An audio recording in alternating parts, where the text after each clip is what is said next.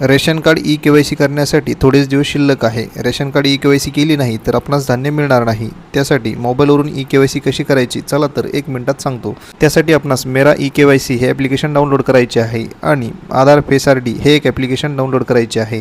यामध्ये मेरा ई-के-वाय-सी app open केल्यानंतर आपल्यासमोर अशा प्रकारचा इंटरफेस दिसेल, ज्यामध्ये आपणास आपले राज्य निवडायचे आहे.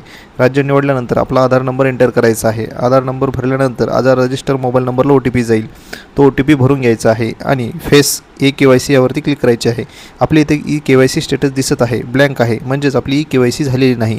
चला तर ई-के-वाय-सी करण्यासाठी फेस ई-के-वाय-सी यावरती क्लिक करा. त्यानंतर आपल्यासमोर अशा प्रकारचा इंटरफेस ओपन होईल, ज्यामध्ये आपला चेहरा स्कॅन करा. स्कॅन झाल्यानंतर आपली ई-के-वाय-सी पूर्ण झालेली आहे बघू शकता.